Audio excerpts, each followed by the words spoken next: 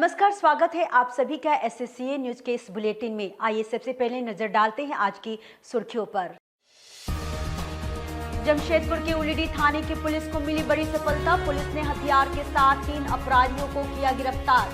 Jail में बंद विकास के इशारे पर करते थे हथियारों की सप्लाई। तीनों अपराधियों से पूछताछ में अन्य मामलों के भी खुलेंगे राज। जमशेदपुर में लगातार हो रही सड़क दुर्घटनाएं। पटमदा की ठनठनी घाटी में हुई बाइक हादसे में 2 युवक जख्मी। एमजीएम अस्पताल लाने के दौरान घायल मंटू की हुई मौत, दूसरा अस्पताल में भर्ती। दोनों कपाली डैम डूबी से मैच खेलने बाइक से जा रहे थे पटमदा। घायलों को पुलिस ने पहुंचाया अस्पताल। और पिकनिक का मौसम शुरू होते ही गुलजार हुआ जमशेदपुर का जुबली पार्क। 2 वर्षों की बंदिशें खुलने पर लोगों में दिखा खासा उत्साह। जुबली पार्क, टाटा जू व निको पार्क में जुटी खासी भीड़। काफी दिनों बाद लोगों ने जुबली पार्क पहुंच किया आजादी का एहसास। आइए बात करते हैं मानगो के उलीडी में हथियार के साथ पकड़ाए 3 अपराधियों की। जमशेदपुर के मानगो उलीडी थाना की पुलिस को बड़ी सफलता हाथ लगी है। पुलिस ने गुप्त सूचना के आधार पर उलीडी फुटबॉल मैदान में छापेमारी कर 3 हथियारबंद अपराधियों को गिरफ्तार किया है। तीनों के हथियार जब्त कर न्यायिक हिरासत में भेज दिया गया है। बताते चले कि पूरे मानगो क्षेत्र में विगत कुछ दिनों से हवाई फायरिंग एवं रंगदारी की घटनाएं बढ़ गई थी। वहीं मानगो बाजार स्थित मनमोहक कलेक्शन नामक दुकान में घटी लूट की घटना को लेकर भी पुलिस अपराधियों की तलाश में लगी थी। इसी बीच उलीडी थाना पुलिस को गुप्त सूचना मिली कि उलीडी फुटबॉल मैदान क्षेत्र में कुछ अपराधी किसी वारदात को अंजाम देने की योजना बना रहे हैं। इसके आधार पर उलीडी पुलिस ने फुटबॉल मैदान में छापामारी कर गौरव दास, प्रिंस दास व विकास शर्मा को गिरफ्तार किया। पुलिस को गौरव की बहुत दिनों से तलाश थी। बीते महीने आजाद नगर, एमजीएम, एम्बोराम थाना क्षेत्रों में रंगदारी को लेकर हुई हवाई फायरिंग, मानगो बाजार स्थित मनमोहक कलेक्शन दुकान में हुई लूट के मामले में गौरव द्वारा ही जेल में बंद विकास तिवारी के इशारे पर सभी को हथियार दिए जाने की सूचना मिली थी। पुलिस की टेक्निकल टीम को भी गौरव का लोकेशन उलीडी फुटबॉल मैदान के पास मिलने पर उलीडी थाना प्रभारी मेघनाथ मंडल ने दल बल के साथ फुटबॉल मैदान में छापा मारा, जिसमें तीनों पकड़े गए। तलाशी के दौरान गौरव की कमर से एक पिस्टल बरामद हुआ। पुलिस सभी को पकड़कर थाना ले आई, जहां पूछताछ के बाद तीनों को न्यायिक हिरासत में भेज दिया। थाना प्रभारी मेघनाथ मंडल ने बताया कि गौरव काफी शातिर अपराधी है। वह आर्म्स एक्ट के अलावा भी कई मामले में जेल जा चुका है। सूचना मिली थी कि कुछ अपराधी हथियार लेके घूम रहा है, फुटबॉल मैदान तरफ घूम रहा है। सूचना मिला था, तो हम लोग सूचना का सत्यापन करने के लिए वरीय पदाधिकारी को सूचित करते हुए आगे की ओर हम लोग गए तो पता चला फुटबॉल मैदान में देखे कि 3 आदमी बैठा हुआ है। तो हम लोग को देख के वो लोग भागने लगे तो हम लोग उसको घेर के पकड़े। तो पकड़ने के बाद हम लोग उसका नाम पता पूछे। तो नाम पता पूछने से पता चला एगो का नाम गौरव दास है, एगो का प्रिंस दास और एगो का विकास कुमार शर्मा। पड़ताल किया गया नाम पता। तो जब हम लोग गौरव दास को अच्छी तरह से छानबीन किया तो इसके कमर में एक ठुसा हुआ देसी पिस्टल मिला, जिससे हम लोग विधिवत गिरफ्तार करके थाना गए आगे करवा। इन लोग का कोई घटना को अंजाम देने का प्रयास लगा क्या? हाँ, ये लोग कहता है कि विकास सिंह के लिए लोग काम करता है जेल से कहने पे। पहले का भी कोई आपराधिक रिकॉर्ड है? हाँ, गौरव दास का ये काफ़ी कांडों में जेल जा चुका है। इससे पहले ये ओलीडी से ही 5 कांडों में अभियुक्त था, जिसमें से एक में फरार चल रहा था। 280-21 में वो भी आर्म्स एक्ट का ही था। इस और सारे थाने, अगल बगल थाना, मानगो थाना से भी फरार है। आइए बात करते हैं पटमदा के ठनठनी घाटी में घटी बाइक दुर्घटना में एक युवक की हुई मौत की। जमशेदपुर से सटे पटमदा के ठनठनी घाटी में हुई सड़क दुर्घटना में घायल फुटबॉल खिलाड़ी की एमजीएम अस्पताल में मौत हो गई। रविवार सुबह कपाली के डैमडुबी से दोस्त के साथ बाइक पर फुटबॉल मैच खेलने जाते समय ठनठनी घाटी में उनकी बाइक दुर्घटनाग्रस्त हो गई थी। बता दें कि कपाली के डैमडुबी निवासी फुटबॉल खिलाड़ी मंटू कुंभकार रविवार सुबह अपने मित्र ललकू लोहार के साथ फुटबॉल मैच खेलने बाइक से जा रहा था। तभी ठनठनी पटमदा रोड पर घाटी में किसी अज्ञात वाहन से बचने के क्रम में उनकी बाइक अनियंत्रित होकर गिर गई, जिससे दोनों बुरी तरह जख्मी हो गए। दुर्घटना में मंटू का पैर टूट गया था। पुलिस ने दोनों को इलाज के लिए एमजीएम अस्पताल पहुंचाया, जहां डॉक्टरों ने मंटू को जांच के बाद मृत घोषित कर दिया, जबकि ललकू का अस्पताल में इलाज चल रहा है। मृतक मंटू कुंभकार के दोस्त कृष्णा कुंभकार एवं मृतक के पिता ने बताया कि फुटबॉल खेलने जाते समय मंटू व ललकू बाइक से गिरकर जख्मी हो गए। दुर्घटना के बाद मंटू ठीक था तथा उनसे जूस लाने को कहा, लेकिन जूस लाते लाते पता चला कि उसकी मौत हो चुकी है। बात करके निकले या जा रहे थे फुटबॉल खेलने, रास्ते में हुआ, रास्ते से फोन आया और पता चला तो हम लोग आए, एक्सीडेंट हो गया है, एक खाली पेट टूटा है, बस वही पता चला। आके देख रहे डेथ कर दिया। कौन सा गाड़ी मारा नहीं पता। जो घायल है उसका नाम लोहार। में जा रहा था, मोटरसाइकिल से जा रहा था, ठंगी में एक्सीडेंट हुआ। उसके बाद घर से फोन आया, जो चला रहा था वो ठीक थे, पीछे में बैठा हुआ एकदम खत्म हो गया। यहाँ पर तक हमको जिंदा मिला था। लड़का बोला बाबा जूस पिएगा, जूस लाते लाते खत्म हो गया। फुटबॉल का ले जा रहा था वो पटमदा तरफ, यहाँ से जा रहा था हम लोग का कोपाली से जमलुबी। और बात करते हैं पिकनिक का मौसम शुरू होते ही गुलजार हुए जुबली पार्क की। कोरोना काल की बंदिशें हटने एवं पिकनिकों का मौसम शुरू होने से लंबे समय के बाद जुबली पार्क एक बार फिर गुलजार होने लगा है। विशेषकर आज रविवार को जमशेदपुर एवं आसपास के इलाकों से बड़ी संख्या में लोग पार्क पहुंचे एवं जुबली पार्क का आनंद लेते हुए पुरानी यादें ताजा की। वैश्विक महामारी कोरोना को लेकर जारी गाइडलाइंस के कारण लगभग 2 वर्ष तक घरों में बंद लोगों को लॉकडाउन में छूट के बाद मानो फिर से पुरानी आज़ादी मिल गई है। उधर पिकनिकों का मौसम शुरू होते ही जमशेदपुर का जुबली पार्क एक बार फिर गुलजार होने लगा है। खासकर शनिवार, रविवार एवं छुट्टी वाले दिनों में पार्क में लोगों की खासी भीड़ जुट रही है।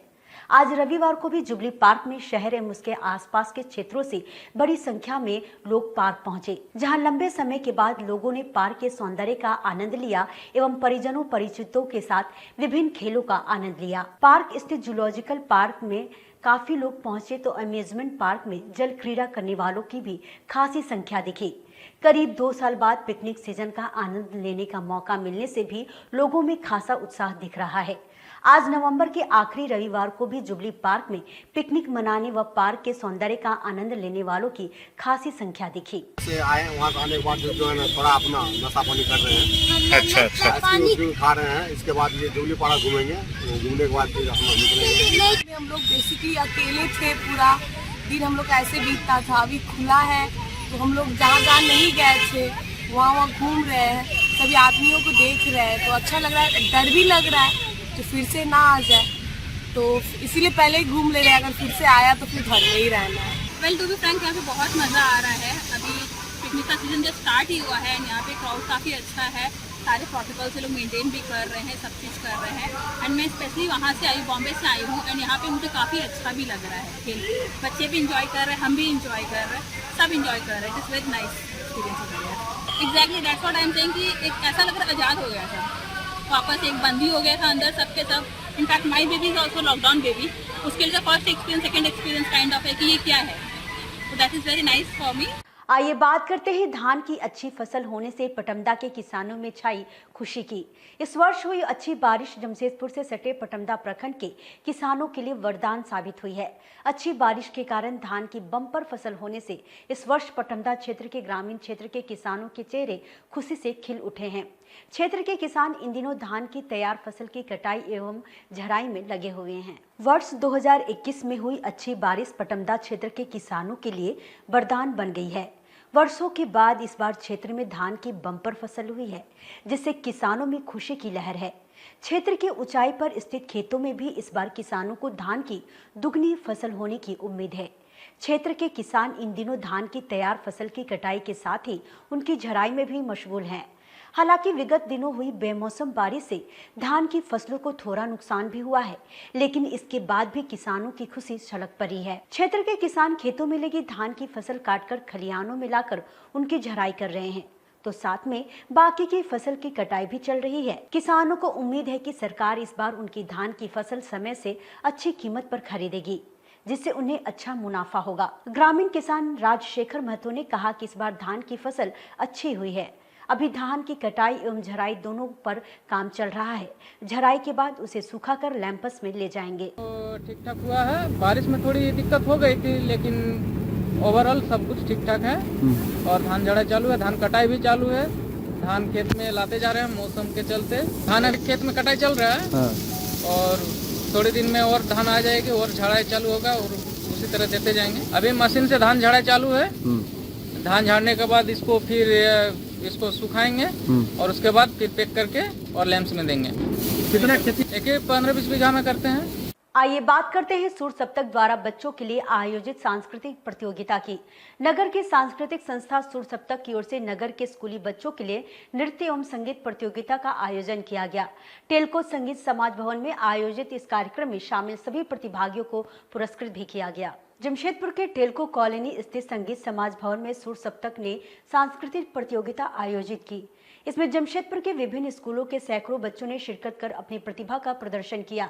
शहर के बच्चों में भारतीय संस्कृति का बीज वपन करने के उद्देश्य से आयोजित इस प्रतियोगिता में नगर के सैकड़ों छात्र छात्राओं के साथ ही उनके अभिभावक भी उपस्थित रहे।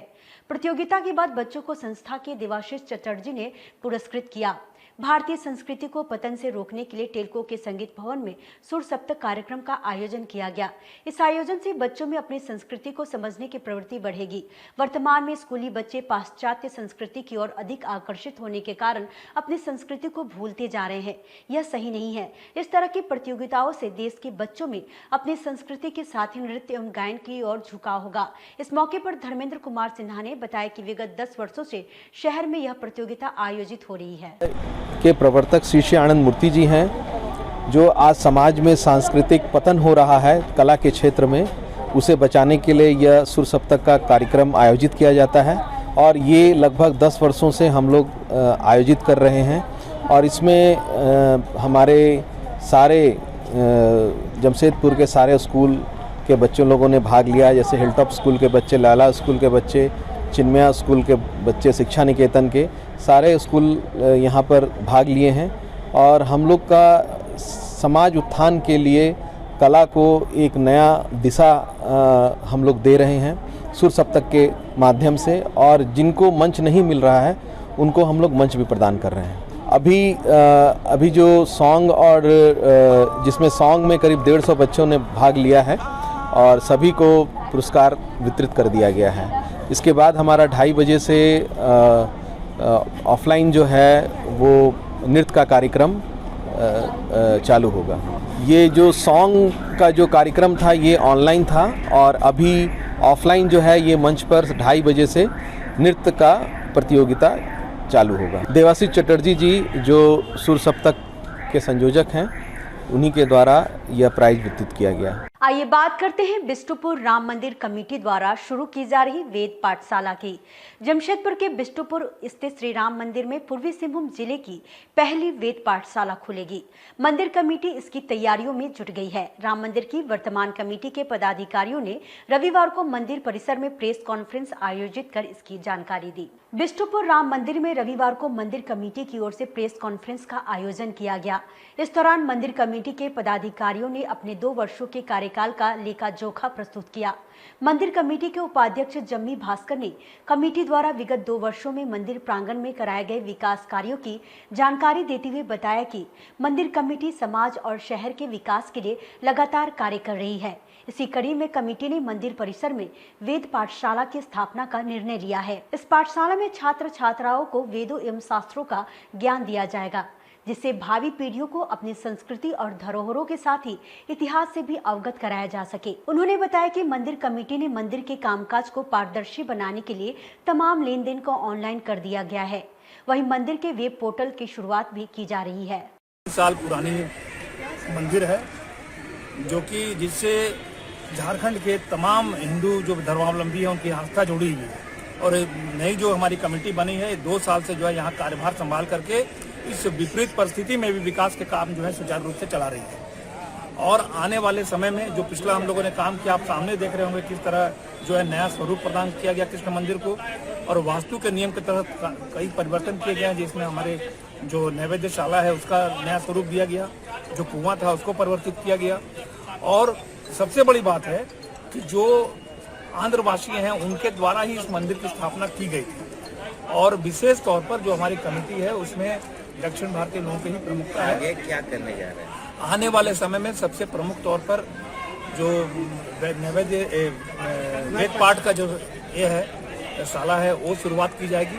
और साथ में जो यहाँ सबसे बड़ी कमी जो महसूस की जाती थी जमशेदपुर में, जो कमी थी कि एक मंदिर के माध्यम से जो कुंडली का निर्माण जो विशेषज्ञ जो पंडित हैं उनके द्वारा, जो वेद पंडित हैं उनके द्वारा कुंडली का जो है निर्माण किया जाएगा और उसके लिए केंद्र अलग से स्थापित की जा रही है।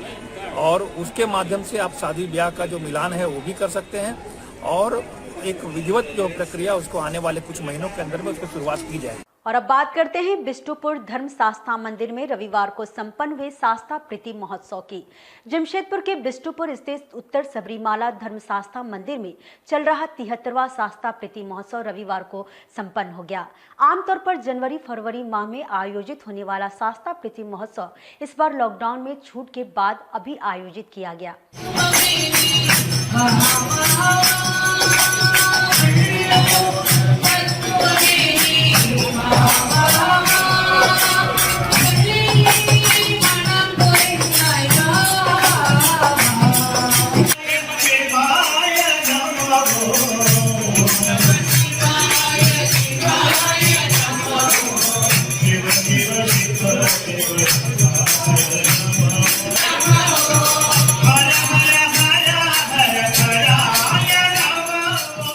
बिष्टुपुर स्थित उत्तर सबरीमाला धर्म शास्त्रा मंदिर का 73वां शास्त्रा प्रीति महोत्सव रविवार को संपन्न हो गया। 8 दिवसीय इस आयोजन में दक्षिण भारत से आए वेद पंडितों की देखरेख में आयोजित इस यज्ञ अनुष्ठान में बड़ी संख्या में श्रद्धालुओं ने शिरकत की। आज अंतिम दिन भगवान धर्म शास्त्रा की विशेष पूजा अर्चना के साथ ही उनका विशेष अभिषेक भी संपन्न हुआ, जिसके साथ ही महोत्सव संपन्न हो गया।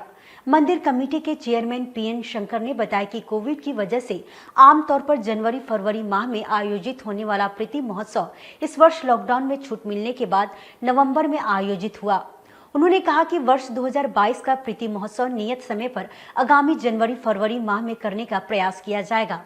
उन्होंने कहा कि कोविड प्रोटोकॉल का पालन करते हुए इस वर्ष प्रीति महोत्सव में प्रभात फेरी नहीं निकाली गई, लेकिन 74वें शास्त्रा प्रीति महोत्सव में इसे पूर्व की तरह धूमधाम से मनाया जाएगा। भगवान की कृपा से जो पिछले साल मकर मास में करने का था, जो कि जनवरी एंड फरवरी में आता है, वो नहीं कर पाने की वजह से इसका 73rd शास्त्रा प्रीति सेलिब्रेशन जो है 8 दिन का प्रोग्राम हुआ।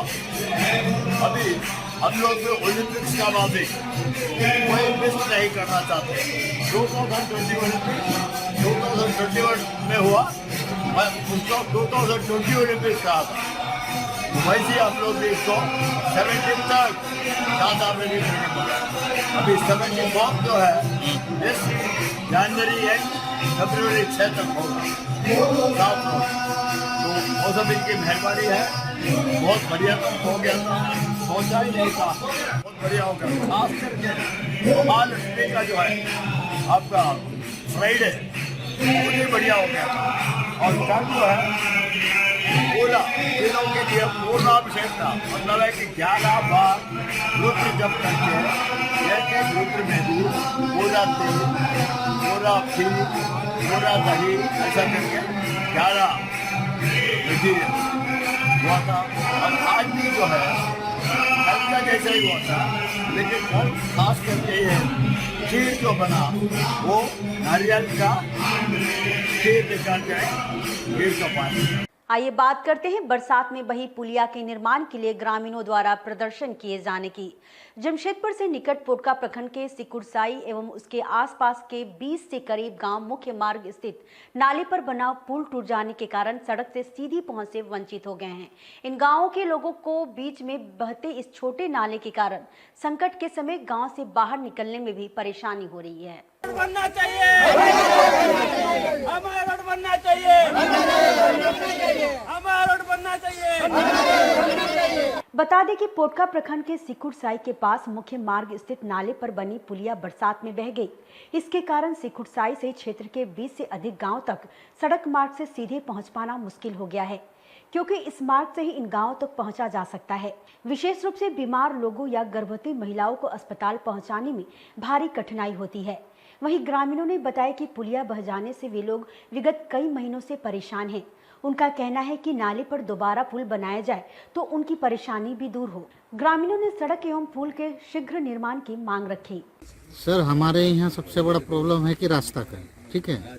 आप जो देख रहे हैं रास्ता जो टूट गई है, यहाँ से हमारा 20 गांव बिलोंग करते हैं आने जाने के लिए, रास्ता के लिए, ठीक है। हमारे गांव में ऐसा भी होता है, जब आदमी बीमार होता है डॉक्टर के पास जाते हैं कि चलिए सर कि आदमी बीमार है, तो डॉक्टर बोलता है कि सिकरसाई गांव में तो जाना मुश्किल है भाई, रास्ता ही नहीं है, हम लोग जाएंगे कहाँ से। ऐसा भी स्थिति होता है कि रास्ते के वजह से बहुत सारा पेशेंट अभी तक हॉस्पिटल नहीं पहुंच पाया है, ठीक है। और बरसात होता है तो इतना पानी हो जाता है कि इसमें तो पेशेंट को ले जाना मुश्किल ही हो जाता है। लास्ट में ऐसा होता है कि गाड़ी तो मुश्किल ही है, आदमी को ढो के पार होना भी मुश्किल होता है। इस तरह का पोजीशन हो जाता है, जिसके वजह से बहुत सारा आदमी का देहांत भी हो चुका है। अच्छा। और सबसे बड़ी बात है कि रास्ता हम लोग का बहुत ही दिक्कत है। रास्ता के लिए इतना प्रॉब्लम हो गया है कि कुछ भी काम के लिए, कोई भी गाड़ी के, मान लीजिए कुछ भी गाड़ी कुछ भी होता है गांव में, तो आने जाने का आदमी का तो बहुत ही दिक्कत हो जा रहा है। हम लोग का गांव में बहुत थोड़ा दिक्कत है। हम लोग का पेशेंट कोई पार होने नहीं सक रहा है। रोड रास्ता हम लोग का गांव में नहीं है। स्कूल भी आना जाना बच्चा उसका भी बहुत दिक्कत हो रहा है। और हम लोग का एक ही गांव नहीं, पूरा हम लोग का 20 गांव का हमारा दिक्कत हो रहा है। यहाँ पर पहले से रोड रास्ता था, अभी रोड रास्ता कुछ नहीं है। हम लोग का बहुत दिक्कत हो रहा है। पेशेंट लेने भी गाड़ी घोड़ा भी आता नहीं, कुछ नहीं। हम लोग तो ऐसे तो मर जाएगा। हाँ, दिक्कत हो रहा है। बच्चा भी स्कूल जाने नहीं पा रहा है और कोई मास्टर उस्टर भी जाने नहीं पाता है। आना जाना भी दिक्कत हो रहा है। हम लोग का रोगी वोगी बीमार उमार आने जाने भी बहुत दिक्कत हो रहा है। दिक्कत हम लोग का रोड के लिए हम लोग पार करने नहीं सक रहा है। खटिया में हम लोग पार करता है, पेशेंट को खटिया में ढो के हम लोग पार करने पड़ता है। ऐसा तो बहुत दिक्कत पड़ रहा है। हाँ, रेलवे कंपनी है, लेकिन हम लोग का बहुत सारा दिक्कत है। ये गांव का लिए बहुत सारा दिक्कत है। कोई हम लोग डॉक्टर उपलब्ध भी नहीं आता है, ऐसे भी नहीं आता है। आइए बात करते हैं सिद्धगोड़ा के बागुनहातू में करंट लगने से प्लम्बर की मौत होने की। जमशेदपुर के सिद्धगोड़ा थाना अंतर्गत बागुनहातू ब्लॉक नंबर 2 में चापाकल मरम्मत के दौरान पाइप हाई टेंशन तार के संपर्क में आ जाने से स्थानीय मिस्त्री विजय प्रसाद की मौत हो गई। करंट लगने से बुरी तरह जख्मी मिस्त्री को लोग तत्काल अस्पताल ले गए, लेकिन वहां चिकित्सकों ने जांच के बाद उसे मृत घोषित कर दिया। बता दें कि बागुनहातू निवासी 45 वर्षीय मिस्त्री विजय बस्ती में ही नारायण बेकुरा के घर में चापाकल की मरम्मत करने के लिए पाइप निकाल रहे थे। इसी दौरान निकला पाइप ऊपर से गुजर रहे हाई टेंशन तार के संपर्क में आ जाने से उसे बिजली का जोरदार झटका लगने के कारण वह वहीं बेहोश होकर गिर गया। स्थानीय लोगों ने उसे तत्काल एमजीएम अस्पताल पहुंचाया, लेकिन डॉक्टरों ने जांच के बाद उसे मृत घोषित कर दिया। मृत प्लम्बर विजय की पत्नी ने बताया कि चापाकल मरम्मत के दौरान बिजली का झटका लग जाने से विजय की मौत हो गई है। नहीं जानेंगे, साथ में तो नहीं थे, पाइपलाइन का काम करते हैं, वहाँ काम गए थे, वहाँ पर करंट लगा। वहीं मकान मालिक नारायण बेकुरा उर्फ गेनू मिस्त्री एवं विजय को अस्पताल पहुंचाने वाले बस्ती वासी हेम खंडाइत ने दुर्घटना के संबंध में पूरी जानकारी दी। घटना क्या हुआ?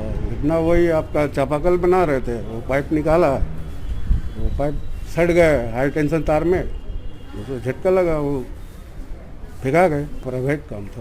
प्राइवेट काम था। मतलब खराब हो जाएगा, आप निकाल के साइड में रख दीजिए, कितना खर्चा होगा देख लेंगे, उसके बाद हो सके तो नया चेंज कर देंगे। ये चीज़ उनको बोले थे और अपना हम मार्केट निकल गए। तो ये बीच में हादसा हुआ है, तो हादसा के बीच में हम नहीं थे, ठीक है। हमको खबर मिला, मेरा बेटी लोग दौड़े गई, तब हमको पता चला कि मतलब ये ऐसे ऐसे करंट लग गया उसको बोल के। चापाकल में ऊपर हाई टेंशन तार था, ठीक है। वो पहले भी काम कर चुके हैं बहुत दफा, ठीक है। इसीलिए उन्हीं को हम बोले कि उनको जानकारी है कि ये पाइप ओवर ये निकल गया था ना, ऊपर निकलते हैं। हाँ, तो ये झूल गया, तो सट गया पाइप में। इस दौरान हम पहुंचे तो हम देखे कि ऐसा हुआ था। और बात करते हैं जमशेदपुर गोंड आदिवासी कल्याण समिति के संपन्न चुनाव की। आदिवासी गोंड कल्याण समिति जमशेदपुर का रविवार को चुनाव संपन्न हुआ, जिसमें भैयालाल मड़ई अध्यक्ष चुने गए।